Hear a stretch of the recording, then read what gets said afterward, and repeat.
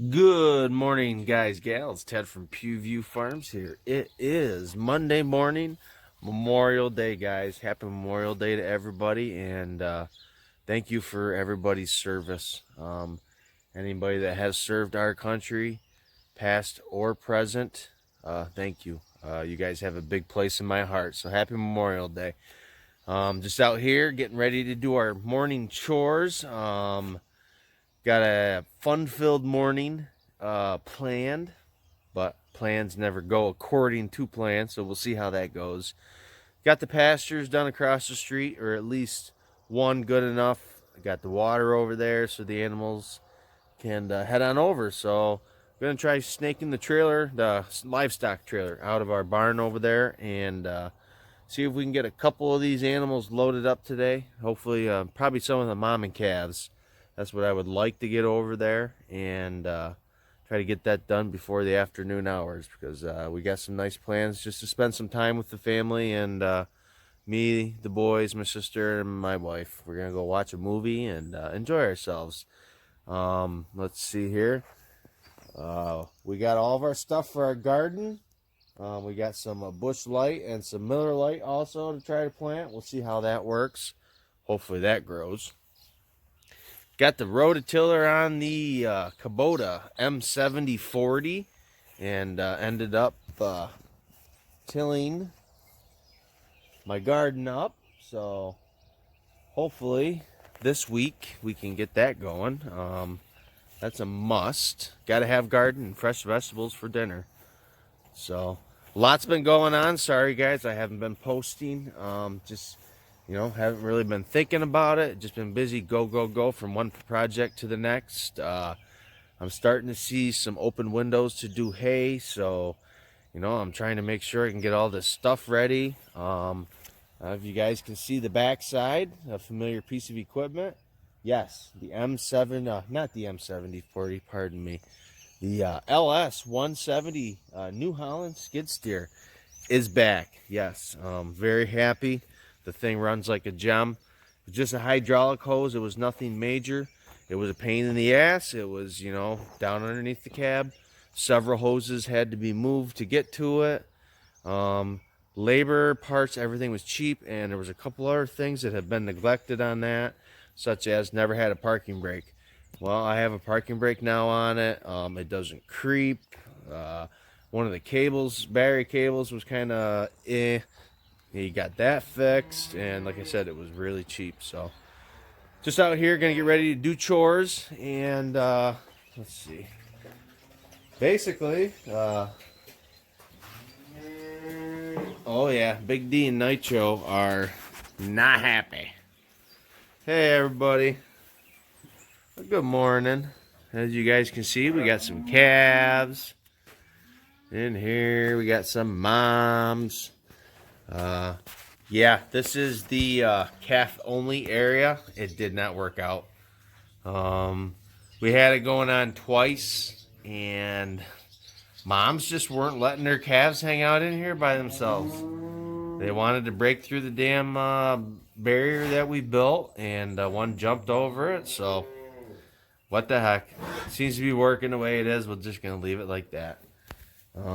Experimenting is always good. So I'm going to set you guys down here for a little bit. I'm going to do my chores, and then I'm going to take the skid steer up there, and I'll show you how I get the livestock trailer out of the barn. I hope. So that being said, guys, we'll be talking to you here real soon. Alright, so basically the way this operation works to get these animals over to across the street, we always used to just basically open up that gate right there, and I would get every piece of equipment tractor wise we had and kind of just line the edge of that driveway, and then we'd end up getting a couple people. Somebody watch the top of the hill, because we live at the crest of a hill, and we'd just kind of stand there and shoo them on out, and it worked for the most part pretty well. Yeah, you get a straggler every once in a while that just didn't want to cooperate, and it was kind of a pain in the ass. And so the past couple years, basically, I've just started bringing our livestock trailer over here, and I back it right up to that barn door, and works out really well. I'm able to swing the door on the livestock trailer to that corner right there. I'm trying to watch the video that I'm shooting and trying to point at the same time, but yeah, right there. It swings up in there really nice. So, and we'll just put some grain. We'll get them a little teaser, and we'll try getting whatever we can in the barn, and we'll sort. My main plan today, if it's possible, I want to get the moms and the calves over there. And then from there, we'll decide which ones are going to go across the street. I know this summer, what's staying over here, obviously, are my two bulls. My bulls will not be going over there till the end of July / first, second week of August. The steer, he's staying here because he's going to get preferential treatment with grain. Big D and Nitro are obviously staying over here. They are also going to get preferential treatment of grain. And I am thinking, I have a heifer calf, Miss Summer. And if Miss Summer is bred, and if she is expecting a calf this summer, to me, she's smaller.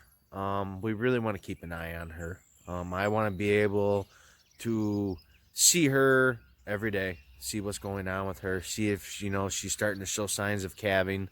So we don't have any issues with her because, like I said, she ended up being a smaller cow, smaller than what I thought. She's old enough.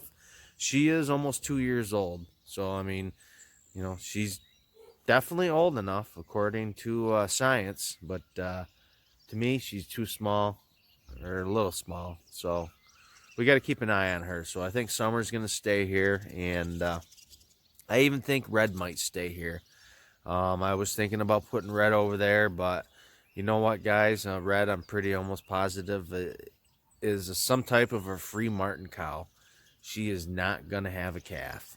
She still goes into these heat cycles every month. Bull and Little Bull have a wonderful time chasing her around, and I don't think she's going to give us a calf, and Miss Summer's going to have to find a different home this fall. I feel bad, but we are here for an operation to grow and make a little extra money. So, but yeah, that's what we do, guys. We go get the livestock trailer, which I'm going to take you guys up there with me, and let's see how easy that works. And I'll have to snake it out of the shed with the skid steer. That's why a lot of these projects that I've been waiting on have not been done, because the skid steer hasn't been back. I know I told the guy, no rush as long as I get it back before hay season. Well, guess what? I lied. I really could have used this thing for the last 2 weeks. So I'm happy it's back, though. Like I said, everything that's over there in that shed was put in there with the skid steer. It was packed tight, and you can't get it out without the skid steer. So we've been waiting on stuff. So we're going to head over there right now and take care of that. Okay, guys, gals, we're over here at the other farm, our storage shed, and you guys can see there's a 340 International / another tractor that is not running at the moment. Battery needs to be charged up, and I believe I ran it out of gas when I was driving it up here. We were going to put it in storage, and that's as far as it made it. Brush hog sitting up there. I like to try to hit around the edge of the woods and get a couple of the trails brush hogs and stuff like that before we start doing hay. So that's the LS 170. She's sounding good and she's running good. All right, so what we're doing is basically that bale spear right there. The spear comes out, and I can put a hitch in there, and that's how I move trailers around with the skid steer. Really, really simple. Other than in this barn in particular, the livestock trailer is a little bit taller. It does fit through the door, but this bracket for the door opener has to come apart and kind of get laid up on top of the door so the livestock trailer doesn't catch. But I think the problem I'm going to run into is when I put that livestock trailer back in that far corner. The 5610, yes, I've had some people ask me on the 5610, and I'll explain that here in 1 second. The 5610 was running, moving, and it was outside. It was out of the way, and basically I was able to get that in there, and then I drove that in there and parked that. I'm not really sure if I'm going to have enough maneuverability in here to get the livestock trailer out. If not, I'll figure something else out. Always do. There's always more than one way to skin a cat. The 5610 is not finished, only because it's me. Yeah, the gas tank's back on. Wiring's been all taken care of. I'm trying to think what else. Parts have been ordered. Basically, I just kind of went through and kind of redid the wiring harness myself, because we did end up finding some bad wires which were causing our issues. Let's just see. Yeah, that's what I had to do to the steering wheel. We have another steering wheel to put on. Just got involved in a lot of other projects, and to me this wasn't a huge priority, but now I really would like to have it done. So this week here I'm going to dedicate 2 nights and try to get this pretty much all buttoned up and put back together. So hopefully, guys, hopefully, I don't know how this is going to work, but God, I hope I can snake this out of here. Now we'll see. Skid steer, you can do a lot of maneuvering around, but I think the problem is this stuff right here. I need the turning radius with the skid steer in this vicinity. So it may even have to come in here first and take the tedder out, and maybe we'll pull the baler out. Yeah, might do that, because I can store those up in the Kwanzaa hut. So we'll see how this works. Well, all I can say is holy crap. I had no freaking faith that that thing was going to come out there, just the way that it was packed in. Skid steer, if anybody does not try to move stuff around with a skid steer, I don't know. I highly suggest it, guys. It's, well, it worked out phenomenal. Basically, I was able to hook, I was able to jackknife that around with the skid steer, maneuver it quick, unhook, reposition the skid steer, hook back up again. I had that thing out of here in, let's say, 2 minutes. Many a times I kind of thought that I was going to hit the tractor. We came close. We didn't do that. I did end up bumping the baler over here. I did see it move a little bit, so I might have bumped something here on the baler. But other than that, the damn thing came out, and it looks like that's right there is going to be a nice home for the 340. For now, like I said, the 340, that's running. It just ran out of gas, and the battery needs to be charged up. So the livestock trailer is out of here, and now I'm going to go back. What I do is I usually use the tractor, so I'll use a Kubota. I'll take the rototiller off, which shouldn't be too much, and we will hook up and go from there. Alright, guys, gals, we are hooked up on the M7040 Kubota. We got the livestock trailer hooked up, and we're going to take this up to the barn, get her set up into position, and see if we can get a couple cows moved this morning. If we get them all, that'll be great. As you guys can see, we got a nice little homemade hitch here. It makes things a lot easy, especially if you're trying to hook a trailer up to the tractor. You just back right underneath of it, lift her up and down, and especially with this trailer in general, going in and out of the driveways, it has a really low clearance on the ass end, and sometimes you gotta lower it down really far in the front, or else that back drags. And as you can see, the back does drag. It has a receiver for something else to hook onto the back of it, and that is rub clean from rubbing. So that hitch makes a world of difference. So we're gonna head on up and get this operation going. Okay, we are backed into place. Basically, like you see, I just get her tucked into the one corner in here, and then I'll get inside there and open the door. And that door swings open to the opposite side, and basically we have closed quarters. And now all I got to do is, these curious cows are very curious. We'll get some grain here inside the barn, and we'll get them locked inside, and we'll sort. Sorting's always fun. So, well, guys, gals, you guys missed the fun. Basically, we got all of our mamas, calves, and all of our possibly expecting mamas over in the summer pasture. As you guys can see here, we got our Snowball steer, we got Big D steer, we got Nitro steer, and we got Heifer Snowball. We got oh, not Heifer Snowball, Heifer Summer. Big Bull, Little Bull, and Red. These guys are going to stay over here, and it was a treat, to say the least. I wish I could have got video footage of it for you guys, but be honest with you, be honest with you, I had no time to hold a camera. It wasn't a fiasco, but it was really fun, to say the least. I had the boys and I had my father up here helping me, but we did end up getting everybody up over there, so a success.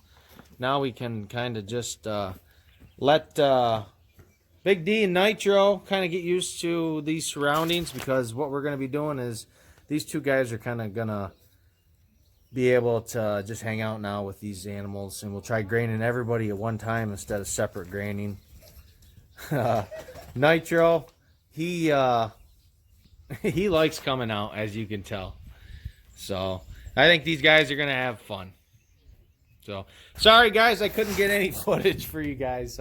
I tried, but we got everybody across at the summer pastures, so that is a big relief, because we have 1, 2, 3, 4, 5. I have 5 hay bales left, and unfortunately these guys are going to have to get hay for a while. The bulls will be heading over there 1st of August, so they'll be on pasture.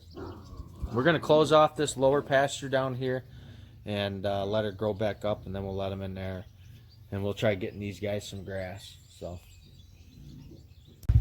all right, guys, gals, we're over here at the summer pastures, and that's what we got going on. A lot of happiness here between me and these moms and calves. There is plenty of grass to be dispersed amongst everybody. And this is paddock number 1. We have 5 more paddocks. We'll keep them here 7 or 8 days, and by then I should have the rest of my water line done to go up to here, so they're not coming back into this pasture. That was a problem that we had here last year. So that's what we're going to be doing. Working on water line this week, and getting it ready so within 8 days we can let these guys... yeah, we got 2 numbskulls over here. What are you guys doing? We were gonna ditch you. You're gonna ditch me? Yes. Oh, real nice, real nice. I know They brought me over to get my skid steer so I can take a baleage over to the other guys, and they're gonna ditch me. So. Yeah, I just wanted to show you guys summer pasture paddock number 1, and it is very lush, looks beautiful. So that being said, guys, I look forward to talking to you all real soon. If you guys like this video, please like it, comment, and if you're subscribed, if you already haven't subscribed, we're going to try getting some more videos out to you guys here. A lot of stuff's coming up, a lot of stuff's going on. Hay season's going to be starting here, I hope, within the next week or 2, if we get some weather coming. So, all right, guys, look forward to talking to you all real soon.